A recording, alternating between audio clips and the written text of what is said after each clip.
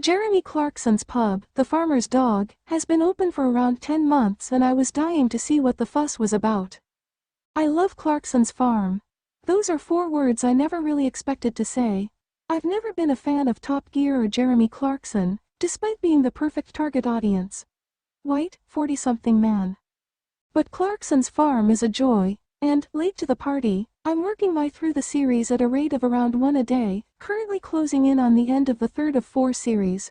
There's a lot to love about it. It's funny, sad. I've just watched the Piglets episode. If you know, entertaining and informative, but I think what I love the most is how passionate the show's biggest star is about farming and all its highs and lows. A large chunk of the series so far has focused on Clarkson's effort to open a restaurant on Diddley Squat Farm where they can sell the meat and produce produced by his own and the surrounding farms.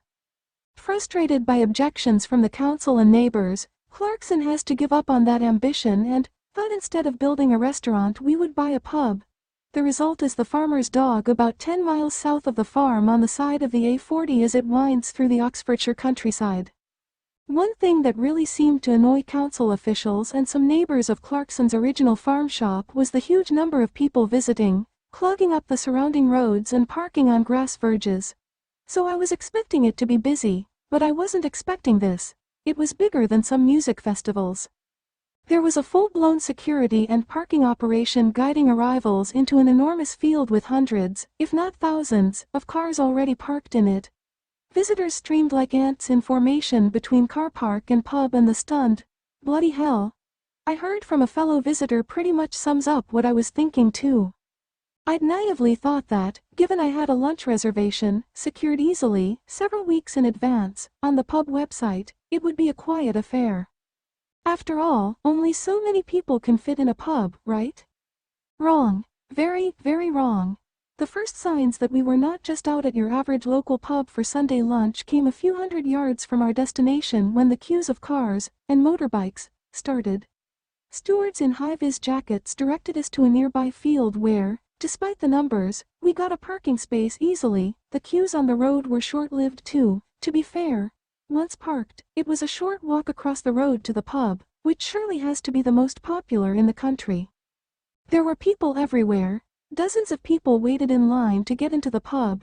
You don't need to queue if you have a reservation, and I was impressed that there was a staff member dedicated to finding those of us who did and ushering us to the front. Presumably, those queuing without a reservation were doing so in the hope of nabbing a table, a pint or a quick photo op. We were an hour early for lunch, so wandered around the back of the pub to explore the large shop, outdoor bar and huge beer garden. We were one of the thousands of people here, sitting in glorious sunshine on wooden benches or on the grass, enjoying a pint of Clarkson's own Hawkstone beer and the gorgeous views out over the Cotswolds farmland that the man himself is so taken with. The shop sells the beer, lager, stout, IPA and cider, in crates and gift packs, as well as jams, marmalades, honey, candles, branded clothes, and there's a butcher too. I came away with a crate of lager, £28 for 12 bottles, and a 12-pound jar of honey made from the bees on Diddley Squat Farm. A few minutes before our 1 p.m. lunch reservation, we headed back to the pub entrance and were quickly directed to head inside and look for a man called John. "He looks like me but he's bald and he loves Welsh people," said the man who clocked my accent. Bald man located easily enough, he showed us to our table, possibly the best in the pub, tucked away on its own in a little corner right by the glass doors that opened out onto the large outside terrace. So not only did we have a view of the whole of the inside, we got the breeze and the sunlight of the outdoors too. Perfect. Much like Clarkson does on his popular Amazon Prime show, I was now starting to realize just how popular it really is. The pub is very keen to show off its credentials as a supporter of local farms. A blackboard on the wall names local farmers Vanessa Hartley and Nick Sinden, as well as Rectory Farm, as sources. We ordered a pint of the Hawkstone Black Stout, £7, and a half of the Hawkstone Lager, £3.50. They're great drinks, and we sat and waited for our food by watching staff move purposefully through the busy pub, carrying plates loaded with delicious-looking Sunday roasts and stepping over the dogs lying at their owners' feet. There was a pianist playing a grand piano by the front door, a permanent queue at the bar for a pint and a feel-good buzz running through the whole place. Everyone just seemed thrilled to be here, me included. My starter of cold smoked Bibury trout, 11 pounds and 50 pence, was fantastic, generous, thickly sliced trout packed with flavor and possibly better than any smoked salmon I've ever had. I'd been to the Bibury trout farm a short drive away 2 days earlier, which made it all taste even better somehow, as did the accompanying horseradish cream and watercress salad. I went for the 2-meat main course with beef and pork, 26 pounds, which were the only 2 meat options.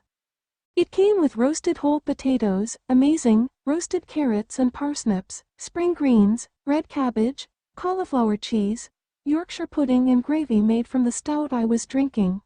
It can be hard to distinguish one well-made Sunday roast from another, so I won't try too hard. This one was generous, tasty and largely faultless. I could probably have done with a drop more of the delicate gravy. The 1 meat option was 2 pounds cheaper and there was a vegetarian option of Wye Valley asparagus with pea pearl barley and a poached egg.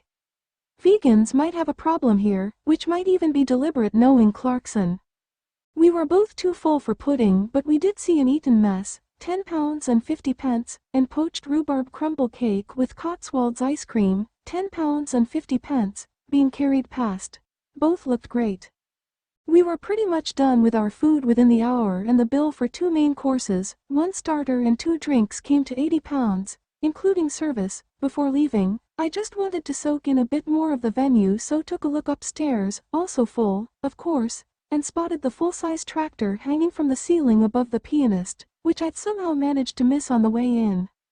I've talked a lot about how busy the pub, and the whole site, was. Jeremy Clarkson and Amazon Prime have created a phenomenon. But don't let that put you off. The queue for the car park was no more than a few minutes at most, and that was the only waiting we did. Thanks to our reservation, we were straight in through the front door and we didn't need to queue at the shop for our beer and honey either.